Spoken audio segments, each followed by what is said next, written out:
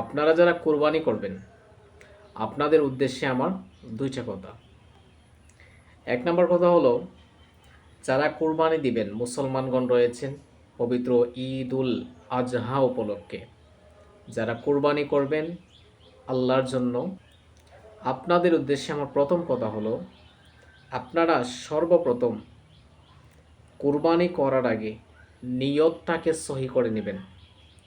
পশু কোরবানি করার আগে আপনার ভিতরের যে আত্ম অহংকার রয়েছে, আপনার ভিতরে যে অশ্লীলতা খারাপি রয়েছে, যে সমস্ত হিংসা বিদ্বেষ রয়েছে, এগুলাকে সর্বপ্রথম আপনার কোরবানি করতে হবে।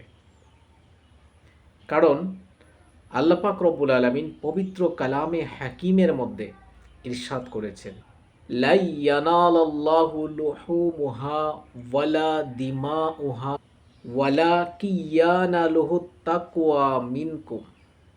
মহান আল্লাহ তাআলা ইরশাদ করেছেন, তোমাদের কুরবানির পশুর রক্ত, মাংস, গোশত এ সমস্ত কিছু আল্লাহর দরবারে পৌঁছায় না, শুধুমাত্র পৌঁছায় তাকওয়া মিনকুম, তোমাদের ভিতরের ক্ষুধা ভীতি, আল্লাহর প্রতি ভয়, আল্লাহর প্রতি তাকওয়া, কতটুকু আল্লাহর প্রতি বিশ্বাস রয়েছে, এই ভিতরের আমাদের ভয়টা, আমাদের তাকওয়াটা, বিশ্বাসটা, ইমানটা আল্লাহর দরবারে পৌঁছায়। সেজন্য আমার প্রথম মেসেজ হলো, এমন কোনো মানুষ যদি আপনার জীবনে থাকে যে যার সাথে ঝগড়া বিদ্বেষ হয়েছে, কথা বলেন না ঝগড়ার জন্য, অথবা যে কোনো কারণে বিদ্বেষ রয়েছে, হিংসা রয়েছে, ঝগড়া রয়েছে, ওই সমস্ত মানুষের সাথে আপনি ঈদের আগে আপনি সর্বপ্রথম কথা বলা শুরু করুন, হিংসা বিদ্বেষ ভুলে যান। এটাই হলো সবচেয়ে বড় কোরবানি। আপনার ভিতরে যদি হিংসা থাকে, বিদ্বেষ থাকে, তাহলে আপনার শুধু পশু জবাই করে কোরবানি দিলে আপনার এই কোরবানি আল্লাহর দরবারে গ্রহণযোগ্য না। কারণ আল্লাহ তাআলা আপনার পশু দেখবেন না, আপনি কত টাকার কোরবানি দিচ্ছেন সেটা দেখবেন না। আল্লাহ তাআলা কি দেখবেন? তাকওয়া মিনকুম, তোমার ভিতরের ভয়, ভিতরের ঈমান কতটুকু মজবুত, তোমার অন্তরের মধ্যে কি রয়েছে। তারপর 2 নাম্বার মেসেজ হলো, যারা কোরবানি করবেন, আমাদের অনেকেরই, বেশিরভাগ মানুষেরই সামর্থ্য নাই একা কোরবানি করার। তো আমরা অনেকে কী করি, শরিক হই।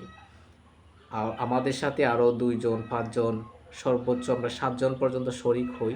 তো যারা শরিকে কোরবানি করবেন, আপনাদের কাছে অনুরোধ থাকবে, সর্বপ্রথম যেটা দেখবেন, যাদের সাথে শরিক হচ্ছেন ওই সমস্ত মানুষগুলা, যারা আপনার সাথে শরিক হয়ে কোরবানি করবে, তাদের টাকাটা বৈধ নাকি অবৈধ। তারা যদি সুদ ঘুষের সাথে জড়িত থাকে, জুয়া, মদ, গাঁজা এ সমস্ত কিছু অর্থাৎ অবৈধ পথে যদি জড়িত থাকে, ওই সমস্ত মানুষের সাথে আপনি মিলে শরিক হয়ে কোরবানি করবেন না। এতে আপনার কোরবানি বাতিল হয়ে যাবে। আপনার এই টাকা নষ্ট করা, এটা অনর্থক হয়ে যাবে। কেননা আপনি 7 শরিকে কোরবানি দিলেন, 7 জনের মধ্যে একজনের একটা টাকাও যদি অবৈধ আপনার কোরবানির মধ্যে শামিল হয়ে যায়, তাহলে 7 জনেরই কোরবানি বাতিল হবে। সেজন্য আমি যতটুকু মনে করি যে বর্তমান সমাজে ভেজাল মুক্ত, অবৈধ টাকা ছাড়া মানুষের সাথে শরিক হওয়া খুবই একটা টাফের বিষয়। এরকম মানুষ পাওয়া খুবই কষ্টকর, দুষ্কর ব্যাপার। সেজন্য আমি মনে করি, নিজের যতটুকু সামর্থ্য আছে একা কোরবানি দিন।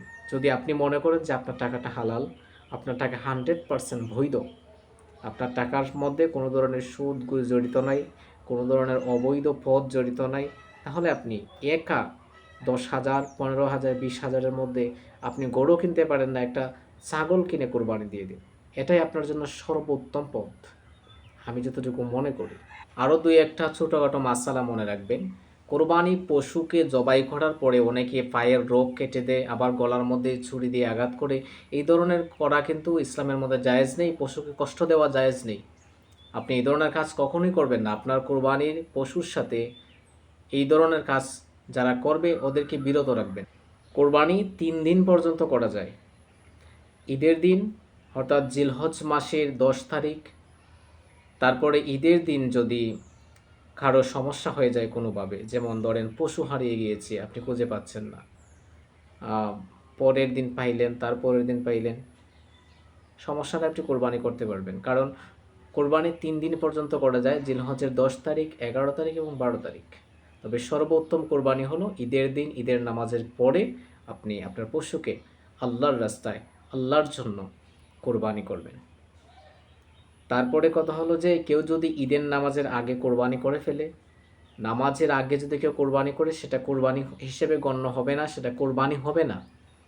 হ্যাঁ, তার জন্য গোশত খাওয়া জায়েজ হবে, কারণ এটা হালাল পশু, কিন্তু কোরবানি হবে না। কোরবানির গোশতকে 3 ভাগ করা, এটা হলো উত্তম পন্থা।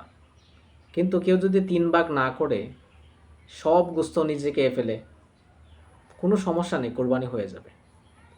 কেউ যদি সব গোশত বন্টন করে দেয়, তাতেও সমস্যা নেই, কোরবানি হয়ে যাবে। অর্থাৎ 3 ভাগ করে 1 ভাগ নিচে খাওয়া, আরেক ভাগ আত্মীয় স্বজন, আরেক ভাগ গরিব গোরা যারা আছে তাদের মধ্যে বন্টন করে দেয়, এটা হলো উত্তম একটা পন্থা, উত্তম পথ, এবং এটা ভালো। সেটা যদি করতে পারেন আপনার জন্য সবচেয়ে ভালো। আর যদি এটা কেউ না করে সব সব গোশত নিজের জন্য রেখে দেয়, সমস্যা নেই। আশা করি সকলে মাসালাগুলো বুঝতে পেরেছেন। তারপরও আপনারা চেষ্টা করবেন সবগুলো মাসালার প্রতি আমল করার, এবং নিজের কুরবানি নিজে করার চেষ্টা করবেন।